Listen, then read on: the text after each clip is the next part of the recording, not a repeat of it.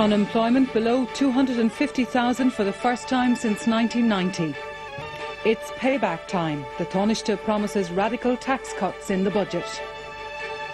Tommy Mullen faces a retrial in London after jury fails to deliver a verdict. And after 33 days in hospital, Diana's bodyguard flies home to Britain.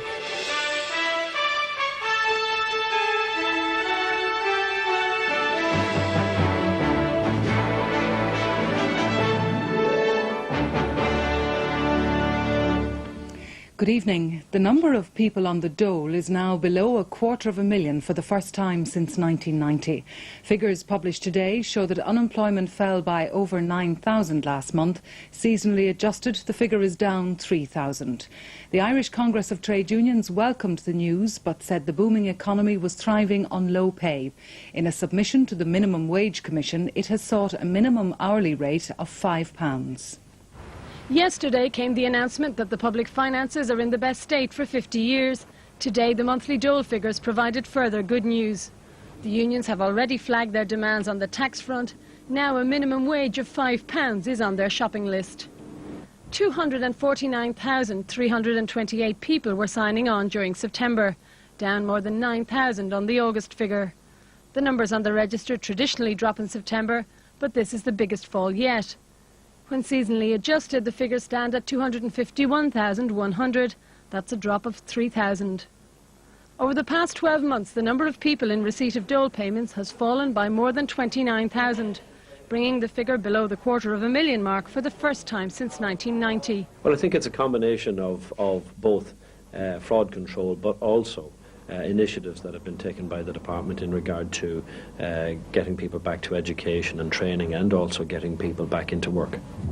But according to the Congress of Trade Unions, we should be measuring the quality of new jobs as well as the quantity. Behind the facades of new hotels, bars and shops, it says, lies a hidden scandal of low pay. The government promised it would establish a minimum wage, and today Congress set out its position at £5 an hour. Well, in our experience, most decent employers would accept £5 an hour because they are employers who, with their workers have contributed to this economic boom, who have created decent jobs and decent pay. But in fact, they're being undercut by many of these new places, which, as I say, are at the moment paying scandalously low rates of pay, and that's not acceptable in a booming economy. The National Minimum Wage Commission is due to make its recommendations by Christmas. The Dublin stock market rose by £537 million in value this afternoon on the back of the buoyant exchequer figures announced yesterday, and also some good economic news today in the US. The ISEC index closed up 60 points, while it was also a record day in London, where the FT 100 gained 35. The Taoiseach has indicated that workers can expect to benefit from all the good news in the budget. Speaking at an economic conference in County Kerry, she said the social partnership which resulted in the boom couldn't be taken for granted, and it was time to give some of the wealth created back to the people. Taoiseach Mary Harney was in Killarney to address a conference on the impact Europe's single currency will have on the workforce, organised jointly by the Labour Relations Commission and the Irish Productivity Centre. The euro may have been the focus of attention, but it was what Miss Harney had to say about the buoyant state of the Irish economy which caused the biggest stir.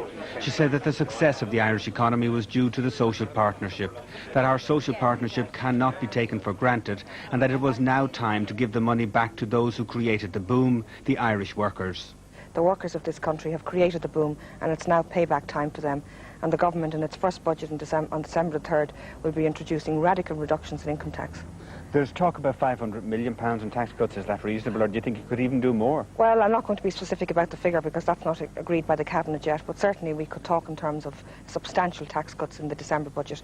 I think the workers deserve it, the economy needs it, we want to get people back to work, we want to move people from welfare into employment, and the most effective way to do that is to drastically reduce the burden of tax on workers.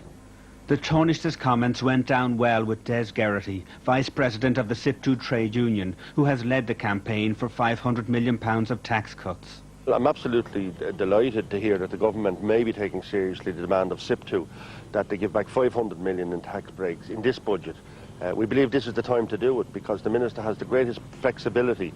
Next year he'll be constrained by EMU, but this year he has the revenue and he has the opportunity to make the tax reform necessary. As the clouds of doubt about Ireland's participation in European Monetary Union rapidly evaporate in the face of remarkable economic growth and tax buoyancy, European Commissioner for Social Affairs Pádraig Flynn sounded a warning.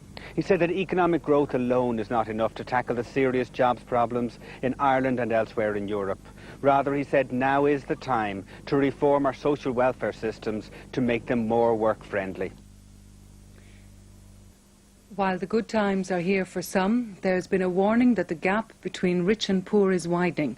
It came at a conference where 24 groups representing the disadvantaged and marginalised were making their pre-budget submissions to the Minister for Social, Community and Family Affairs, Dermot AHERN.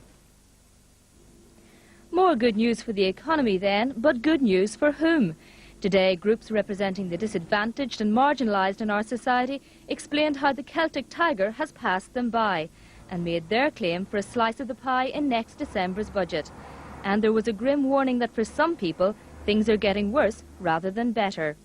Well, the gap between poor people and the better off is widening dramatically. It has been widening in recent years, and if we're not very careful, what we're going to see is that the major benefit of the growth that we're experiencing at the moment is going to those who are already better off, or will go to those who are already better off. The result, of course, if we're not careful at the end of that process, would be that the gap between the poor and the better off would have widened substantially. We'd produce a deeply divided two-tier society, which wouldn't be for the benefit of anybody, rich or poor.